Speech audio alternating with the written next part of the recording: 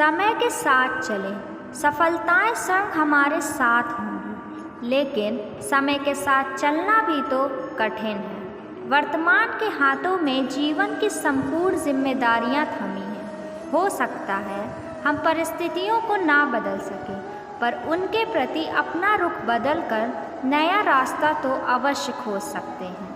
नए रास्ते की खोज के संकल्प से ही खूबसूरत ख्वाबों का दौर साबित होगा। जीवन में बहुत कुछ बेहतरीन होना बाकी है।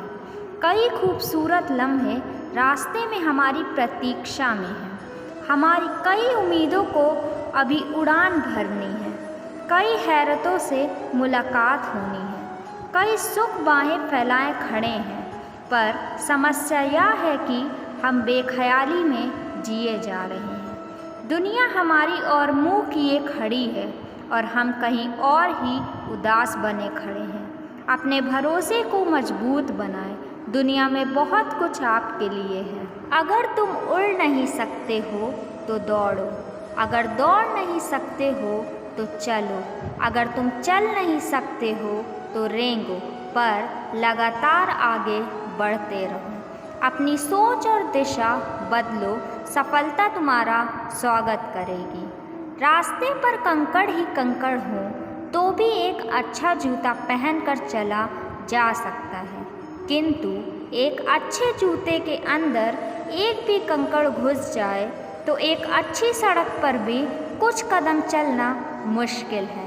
यानी हम बाहर की चुनौतियों से नहीं, अपने भीतर की कमजोरियों से हारते हैं।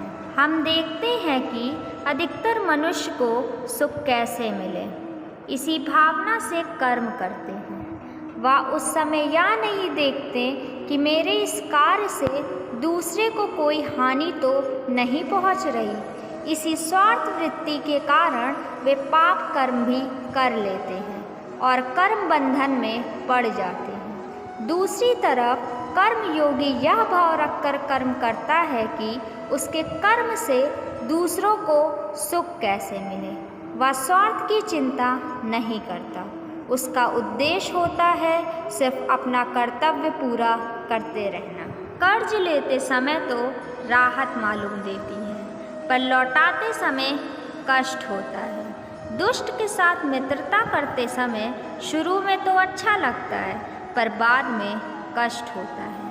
मन में उठी गलत और हानिकारक कामना को पूरा करते समय तो मज़ा आता है, पर जब इसका परिणाम सामने आता है तब कष्ट होता है। बिना आगे पीछे और भला बुरा सोचे कोई काम करना तो आसान होता है, पर इसका फल भोगने में कष्ट होता है। आजकल लिखा होता है आप कैमरे की नज़र में हैं, या पढ़ते ही व्यक्ति होशियार हो जाता है और गलत काम करने से परहेज करता है, जबकि ये इंसान द्वारा बनाया एक उपकरण मात्र है। हम भूल जाते हैं कि हम हर समय ईश्वर की नज़र में हैं और वहाँ की नज़र न खराब होती है, न बंद होती है, न किसी के नियंत्रण में होती है। यानी बचने का कोई तरीका नहीं है। ध्यान रहे आप हमेशा ईश्वर की नज़र में हैं। याद रखें, जीवन अनंत नहीं है, छोटा है। हम हमेशा नहीं रहने वाले। कितने ही लोग थे हमसे बड़े और हमसे छोटे भी, जिन्हें हम बचपन से अब तक अपनी यात्रा में जानते थे, जो हमारे साथ ही थे, लेकिन वे चले गए। उन्हीं की तरह हम भी एक दिन नहीं रहेंगे। इसलिए जिन सुखों को हम पाना चाहते हैं, ज़रूरी है कि उसके लिए ज़रूरी कामों को हम भविष्य पर ना टालें। चाहे कुछ भी हो, चीज़ों को कल पर टालने की आदत छोड़ दें। भले ही मृत्यु हमारे सिर के ऊपर लहरा रही हो, जब तक जीवित हैं हमारे पास मौका है कि हम भरपूर जी लें, एक अच्छा मनुष्य बनकर जिएं। अनपढ़ होना कोई बुरी बात नहीं है, लेकिन पढ़ा लिखा होकर भी अंधविश्वासी, पाखंडी और मूर्ख होना बड़ा ही चिंता का विषय है। जाति सिर्फ दो ही है, स्त्री और पुरुष। धर्म सिर्फ एक है, इंसानियत। बाकी सब पाखंड और धंधा है। एक कड़वा सच यह है कि ब्लड बैंक ही एक ऐसी जगह है जहाँ पर कोई नहीं पूछता कि खून हिंदू का है, मुसलमान का है, ईसाई का है या जनरल, ओबीसी, एसटी, एससी कौन सी जाति का है।